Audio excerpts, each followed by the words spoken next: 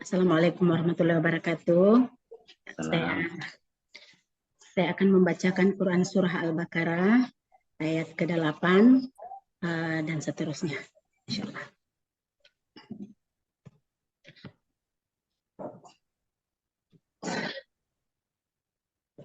A'udzubillahi minasyaitonirrajim. Bismillahirrahmanirrahim. Wa minan nasi man yaqulu amanna billahi wa biyawmil akhiri wa ma hum bimu'minin yukhadi'una Allah walladzina amanu wa ma yahda'una illa anfusahum wa ma yash'urun fi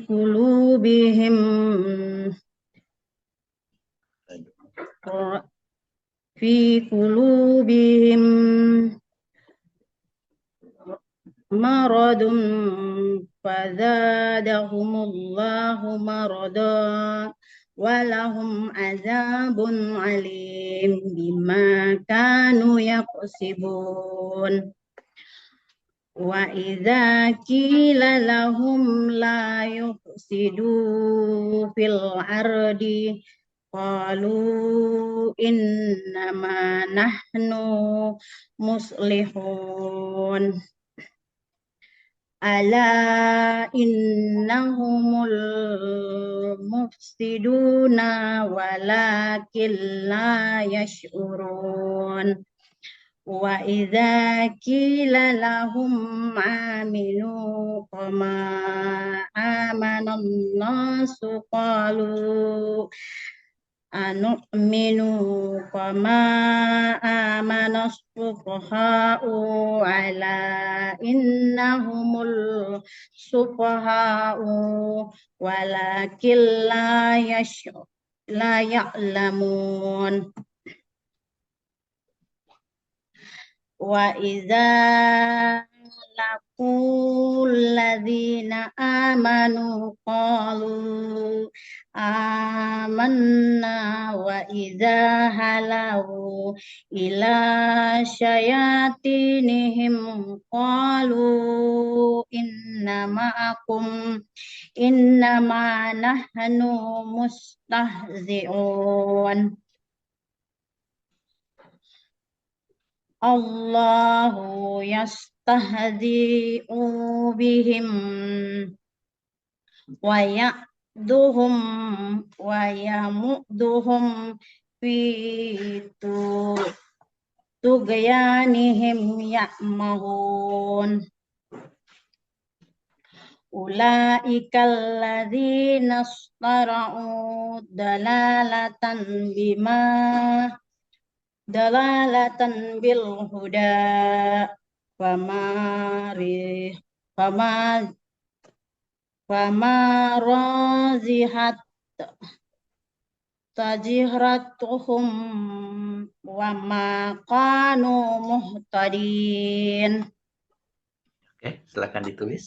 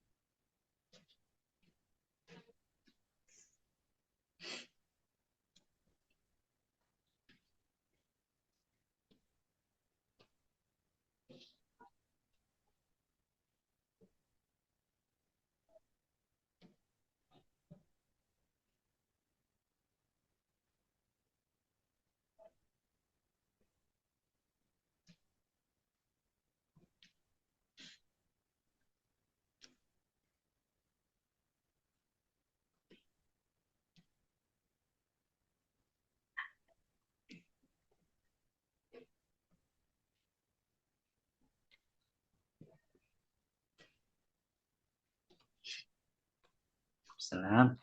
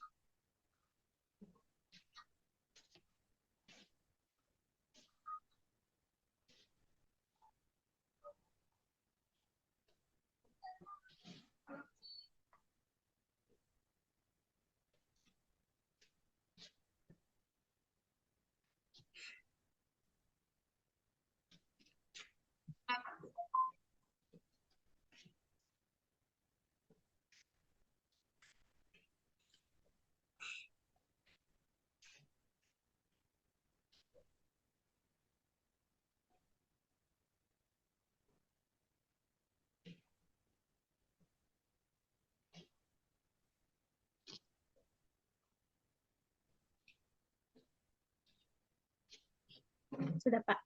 Ya, sudah. Mana?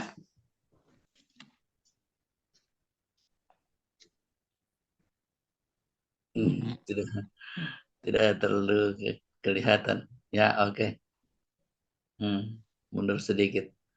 Ya, boleh, boleh Bu. Boleh, Bu. Iya, boleh.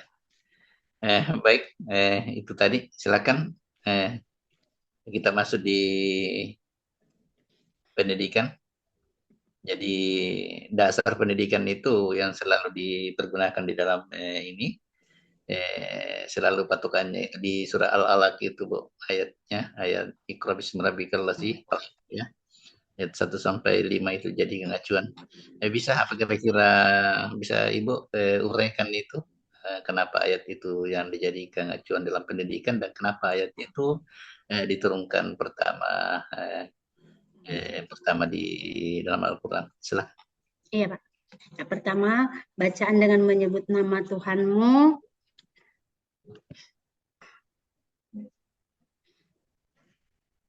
Bacalah dengan menyebut nama Tuhanmu yang menciptakan Allah, memerintahkan Nabi Muhammad untuk membaca atau menyampaikan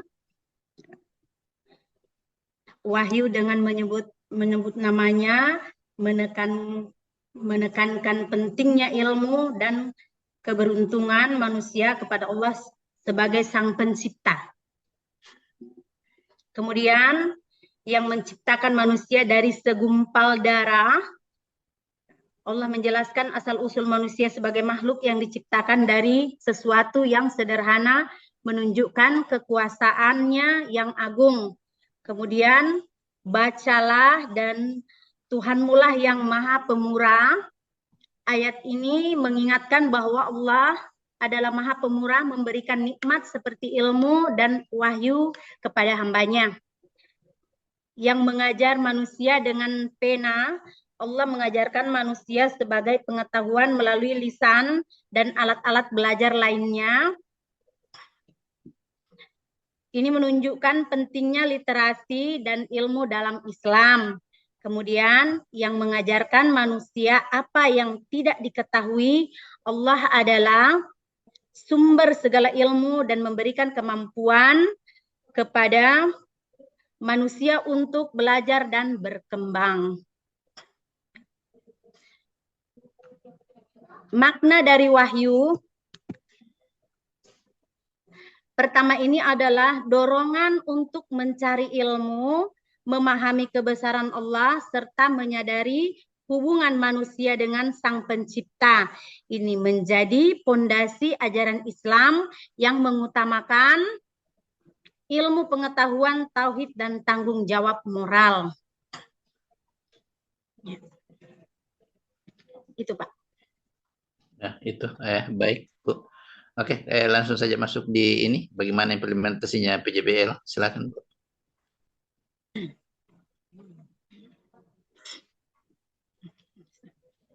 Ya, Pak.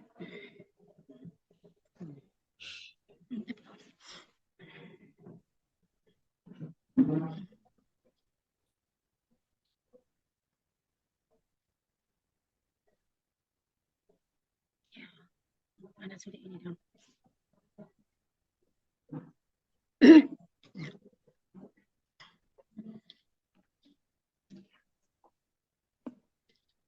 Assalamualaikum warahmatullahi wabarakatuh. Apa kabar anak-anak? Ya, pada pagi hari ini kita bertemu kembali dengan materi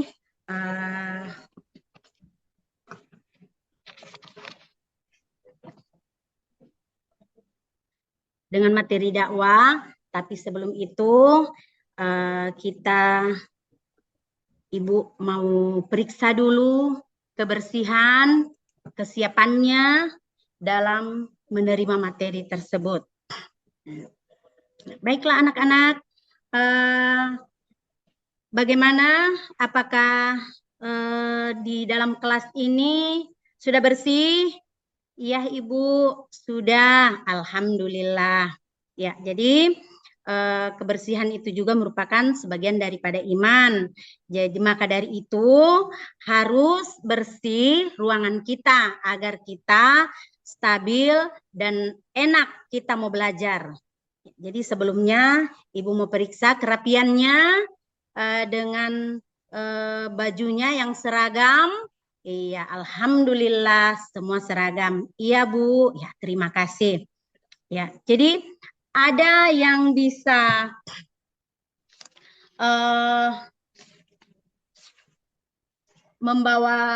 membacakan doa sebelum kita ke materi tersebut? Ada, Bu. Saya, Bu. Iya, silahkan Yusril. Baiklah teman-teman, sebelum kita belajar, alangkah baiknya kita mulaikan dengan doa. Bismillahirrahmanirrahim.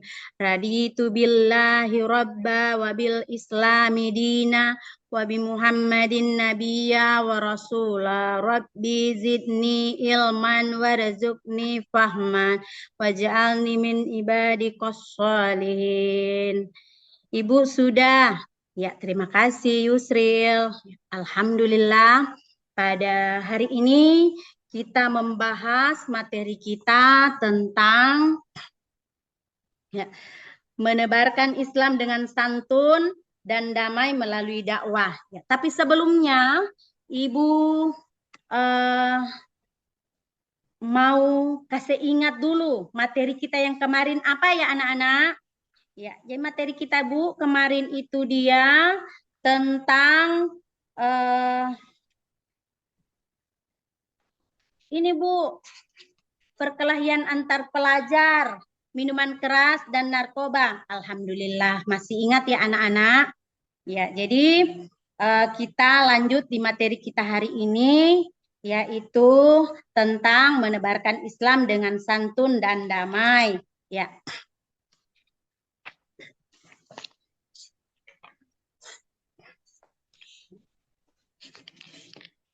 Baiklah, sebelum kita melanjutkan materi kita, ada yang tahu tentang dakwah? Apa itu dakwah? Ada yang tahu? Ya, jadi di sini kita membahas tentang dakwah, yaitu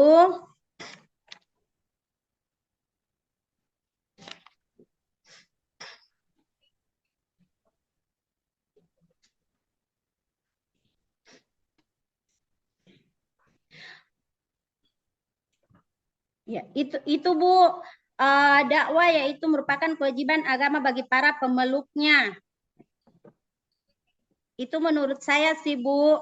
Iya, bagus. Alhamdulillah. Jadi di sini Nur Aisyah masih ingat apa itu dakwah?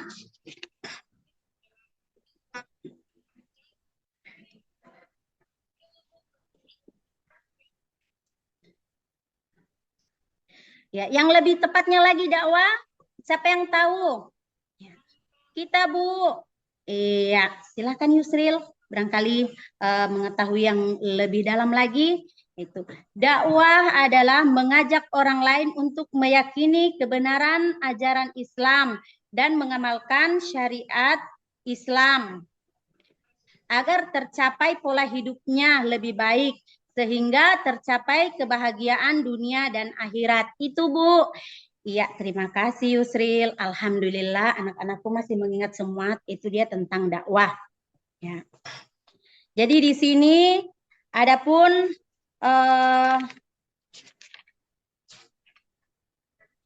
kita mempelajari tentang dakwah itu pertama ya pengertiannya, dalilnya, kemudian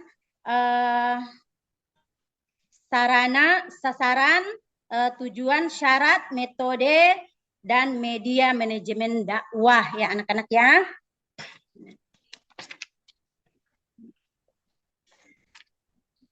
Jadi tadi pengertiannya sudah disebutkan oleh adik Yusril ya. Kalau di sini ada dalilnya. Siapa yang tahu anak-anak?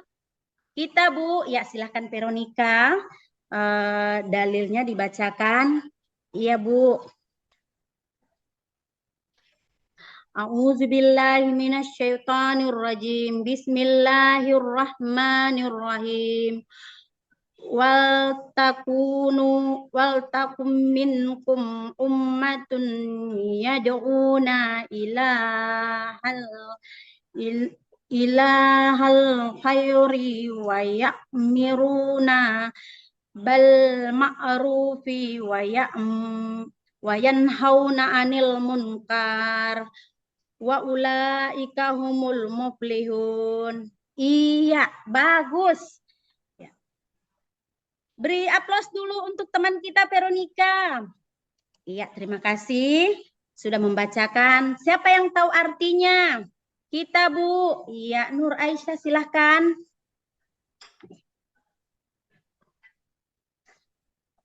Artinya, dan hendaklah di antara kamu ada golongan orang yang menyeru kepada kebajikan, menyeru berbuat yang ma'ruf dan mencegah dari yang mungkar. Dan mereka itulah orang-orang yang beruntung. Quran Surah Ali Imran, Ibu. Surah ketiga ayat 104. Itu, Bu, sudah. Iya, terima kasih Veronica. Alhamdulillah anak-anakku mampu membaca Al-Quran dan bisa membaca artinya. Ya, kita lanjut ke adab ya. Adab. Adapun adabnya,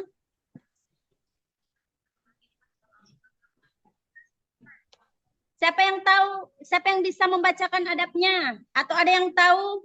Kita, Bu. Ya, Raksana. Adab atau etika dakwah yang harus diperhatikan. Yang pertama, dakwah dengan cara hikmah, yaitu ucapan yang jelas, tegas, dan sikap bijaksana. Kemudian yang kedua, Bu, dakwah menggunakan cara mau'izatul hasanah atau nasihat yang baik, yaitu cara-cara persuasif, damai, dan menenteramkan tanpa kekerasan, dan edukatif, memberikan pengajaran, iktibar, dan pelajaran hidup. Kemudian yang ketiga, Bu, dakwah dengan cara mujadalah, yaitu diskusi atau tukar pikiran yang berjalan secara dinamis dan santun dengan menghargai pendapat orang lain. Kemudian yang terakhir, Bu, dakwah melalui teladan yang baik, uswatun hasanah. Itu, Bu. Iya, alhamdulillah. Beri aplaus dulu teman kita, Raksana. Iya, terima kasih Raksana. Masih semangat anak-anak? Iya, Bu. Iya. Mari kita ice breaking dulu sebelum lanjut ke materi kita. Iya, jadi anak-anak kalau Ibu bilang semangat, semangat. Iya, seperti itu ya anak-anak. Iya, Bu. Iya, mari kita mulaikan.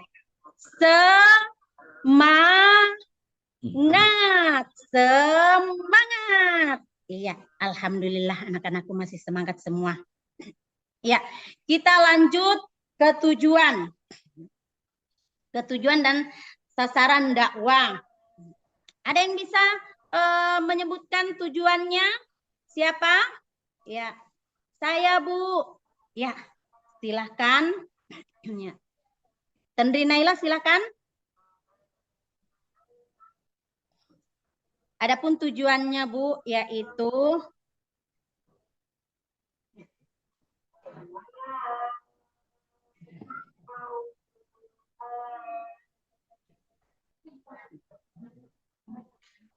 sasaran dakwah. Ya, yang pertama, memberi semangat kepada manusia agar selalu meningkatkan kualitas dan kuantitas amalnya dari baik menjadi terbaik. Kemudian yang kedua, mengubah jalan hidup yang tidak baik menjadi baik serta menyimpang dari aturan Allah Subhanahu wa taala. Itu Bu. Iya, alhamdulillah masih mengingat. Ya.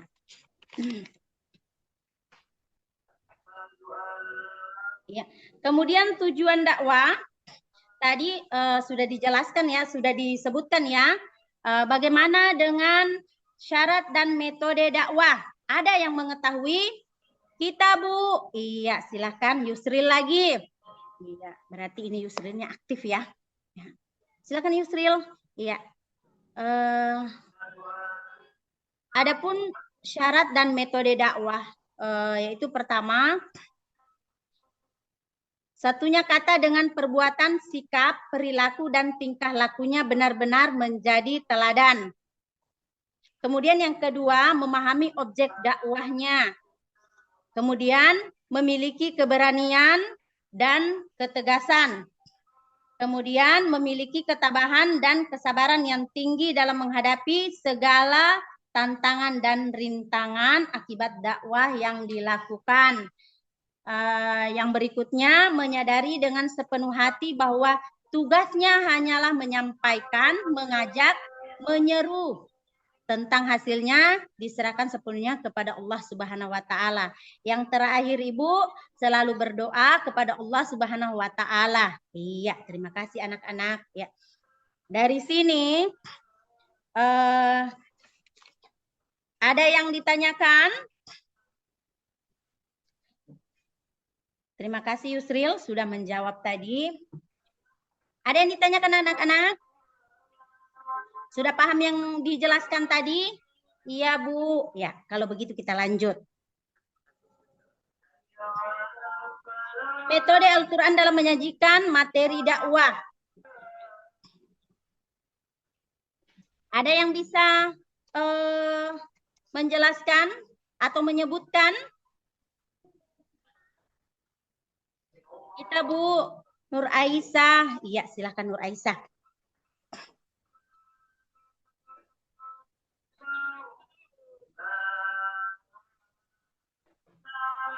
Ya. Disebabkan objek dakwah itu manusia yang memiliki unsur jasmani, akal, dan jiwa, maka pendekatan dakwah dilakukan juga harus memperlakukan manusia secara utuh. Karena itu Al-Quran menggariskan ciri-ciri sebagai berikut. Pertama Bu, saat manusia mendapatkan puncak kesucian, saat menerima wahyu atau hasil oleh batin, Al-Quran membawa yang bersangkutan dalam situasi yang bersifat materi. Kemudian menggunakan benda-benda alam, seperti ukurannya kecil, meski ukurannya kecil, sebagai penghubung antara manusia dengan Allah Subhanahu wa taala. Kemudian menekankan bahwa segala sesuatu yang terjadi di bawah kekuasaan, pengetahuan dan pengaturan Allah Subhanahu wa taala. Ya. Itu Bu. Ya, terima kasih Nur Aisyah.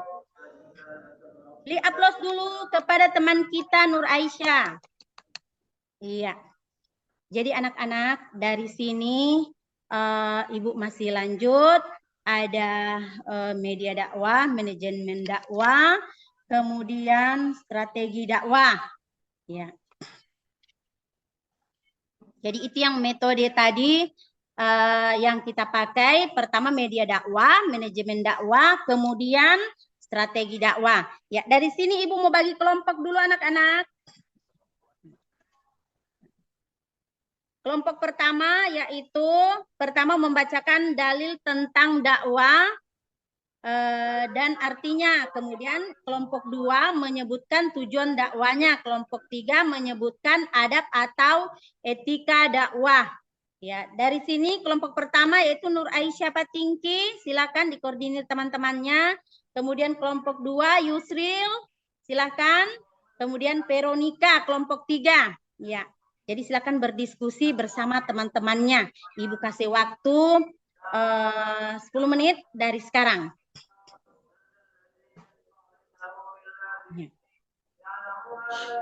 Sudah anak-anak? Sudah, Bu? Ya, alhamdulillah.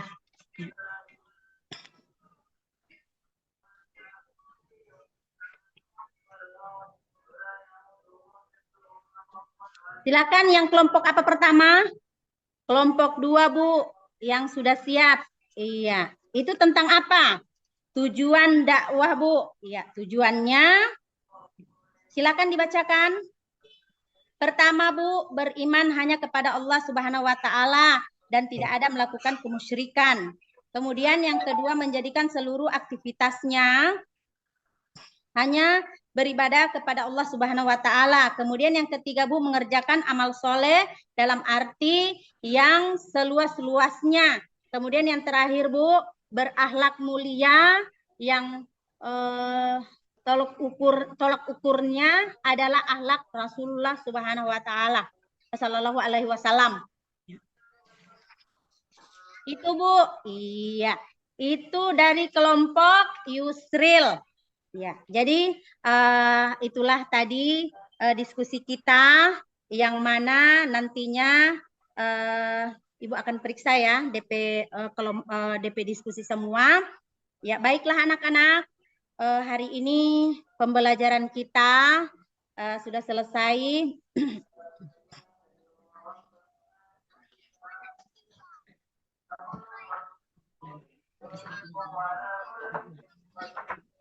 Ada yang bisa menyimpulkan tentang dakwah pelajaran pada hari ini, yaitu menebarkan Islam dengan santun dan damai melalui dakwah. Ada yang bisa? Ada, Bu, kita. Iya, silakan Tendri Naila.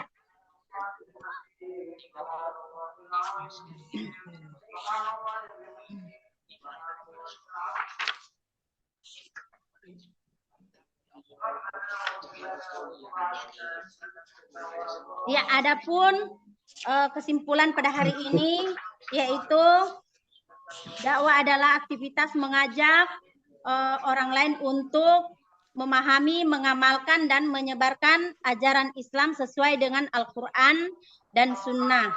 Dakwah bertujuan menyebarkan kebaikan, membangun moral, dan menciptakan masyarakat yang Islam.